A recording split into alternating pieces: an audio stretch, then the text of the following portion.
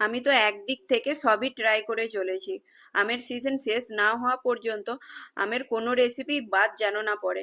চলো আজকে আমি এখানে আমের লস্যি বানাচ্ছি। তো এখানে প্রথমে কাজু বাদাম নিয়ে নিয়েছি 7-8টা মতো, আর আলমন্ড বাদামও 7-8টা মতো ভিজিয়ে রেখেছিলাম, ওইগুলোরও খোসা ছাড়িয়ে নিয়ে নিলাম। আর পেস্তা বাদামও নিয়ে নিয়েছি ওই 10-12টার মতো। আর এখানে দই নিয়ে নিয়েছি প্রায় 7-8 চামচ, প্রায় হাফ হাফ কাপের মতো নিয়ে নিয়েছি। সঙ্গে দিয়ে দিলাম 3-4টে এলাচের দানা। আর এখানে আমি মিশ্রি গুঁড়ো করে রেখেছিলাম, ওটাও নিয়ে নিলাম। এখানে মিশ্রি গুঁড়োটা প্রায় 4 চামচ মতো আছে, বড় চামচের 4 চামচ। খুব ভালো করে সবগুলোকে গ্রাইন্ডারে একবার শুকনো এইভাবে ড্রাই করে নেব। না, এতে দই তো দিয়েই নিলাম, তো খুব ভালো করে স্মুথ এটাকে বানিয়ে নেব। তারপরে এর সাথে আমরা আমটা অ্যাড করব।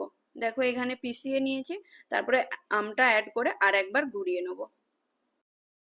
ম্যাঙ্গো লস্যি এখানে একদম রেডি হয়ে গেছে। চলুন তবে এবার সার্ভ করে নেওয়া যাক গ্লাসে। আর এখানে ব্লেন্ড করার সময় সবকিছু ড্রাই ফ্রুটস গুলো অবশ্যই আপনারা দেবেন বাচ্চাদেরকে যখন দেবেন। আর আইস কিউব দিয়ে ব্লেন্ড করতে একদমই ভুলবেন না, আমিও আইস কিউব অ্যাড করেছিলাম, নইলে এটা ঠিক মানাবে না।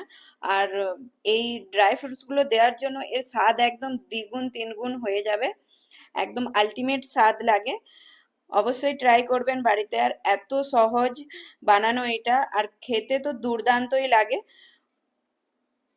বাচ্চারা তো খুবই পছন্দ করেছিল। চলুন ওদেরকে দিয়ে আসি।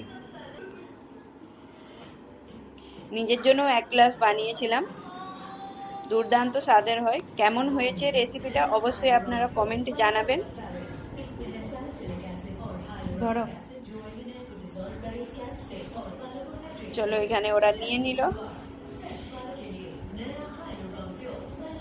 একটু ভাবছে প্রথমে নেবো কি নেবো না, ইচ্ছে তো অবশ্যই আছে।